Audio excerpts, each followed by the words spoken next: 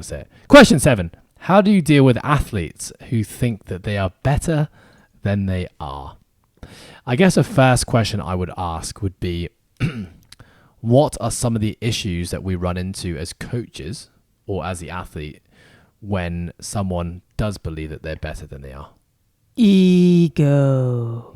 And how does that then manifest itself? It airs its ugly head, and they have these expectations of the people around them, their coaches. They also have this Expectation of themselves. Expectation of themselves, 100%. A sense of entitlement. They peg their self-worth to others. Yes. They're normally quite how is it when you're outwardly motivated? Extrinsically driven, yeah. Yeah. Shiny object syndrome. Definitely. Very fast to put the blame on people other than themselves normally.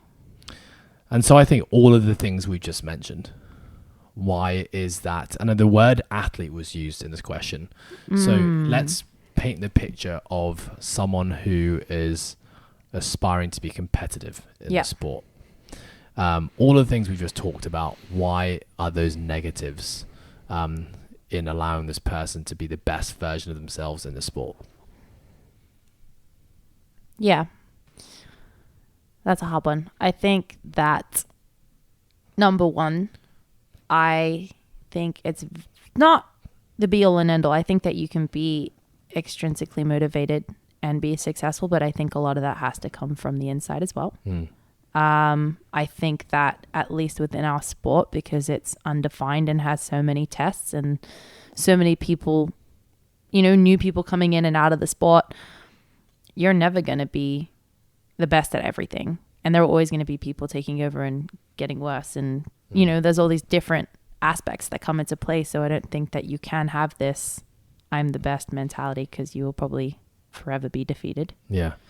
So I think something I always see when I think about, because I've worked with plenty of people, and I've actually been a person in the past who probably thought I was better than I was. Yeah. And I think when you have that mentality, you are constantly let down. It's pressure. And frustrated, yeah. Essentially this person, because if someone thought they're better than they are, what we're saying is that something has happened to this individual, which has proven that they're not actually as good as they think they are.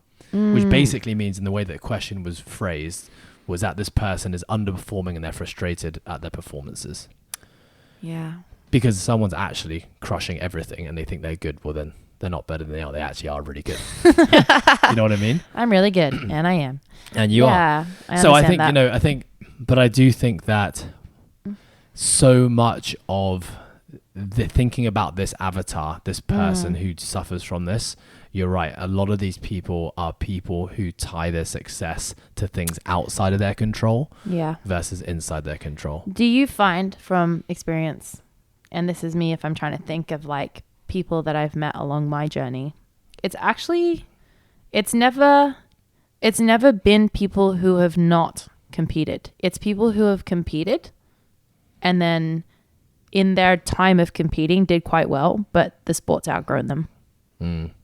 And then, or I find it's people who have unrealistic expectations as to what they should be able to achieve. I agree with that. So often people like really new lofty goals. Yeah, how often do you still hear it? Someone comes to you and says, I want to get into CrossFit. I want to have a coach because I want to make it to the CrossFit Games. Yeah. And in a few questions, you quickly realize, listen, I think we need to really reevaluate your goals. And, it's really important to those people that you provide black and white evidence as to why this is going to be a challenging goal. I'm not going to say it's impossible, but, if we look at what it takes to get to the CrossFit Games, you need to be able to perform X, Y, and Z. Yeah. And where are you currently at with those things? And now let's project a realistic timeline as to how long it would take you to be able to achieve those things. What was the question? So the question was, how do you deal with athletes who think they're better than they are? Oh, I think you just said it. It's recognizing it,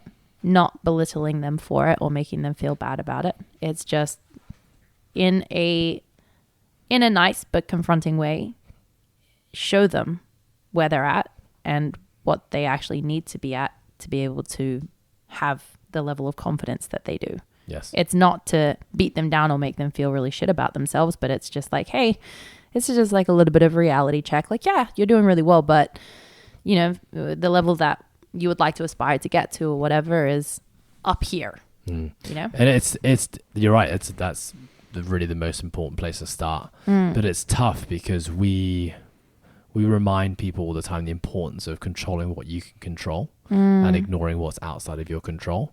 But in competitive sport, it's actually within your interest to know what everyone else is doing. Yeah. To an extent. Yeah. That shouldn't define you or define your success. But at the end of the day, if you want to get to the semi-finals of the CrossFit Games, you need to finish in the top 10% of your continent, which means that the leaderboard does matter because you need to get a certain number of places to progress. But at the end of the day, to get that place, you just got to control what you can control. So because all you can do is give your best effort. There's nothing else you can do. And if you're good enough, you'll be there. You'll be there anyway. I think that was a really good question, and it provide. Oh fuck! I just said I wouldn't say that again. But it was thought provoking. It was, because you're right. You know, creating clarity on what the goal is, and then creating clarity on where they're currently at and what needs to happen between those two places is essentially the starting place. But all those values, those things that we talked about, that we often see in these people, would also benefit them in being a better person and therefore being a better athlete. Absolutely. It's a hard one as a coach, though. It really is. Because at the same time, I don't want to be the person that's like shooting someone's dreams down. Like they could potentially be the person that's like going to be something great. Yeah. So it's like walking the line. I would say I got a pretty damn good gauge of being able to tell someone whether the goals they have set are realistic or they're not. That's true. Yep. You know, you just know based on their age, based on their current levels of ability, based on their current restrictions. You know, even if someone surprises you as to how fast they progress, you still know whether that something is maybe attainable or completely not attainable. No, you're right. But it's so important to have that conversation at the start, because if you don't have that conversation, you know, you're going to string along this person for however long, and eventually that is going to be a dissatisfied client because you're not going to deliver on your goals.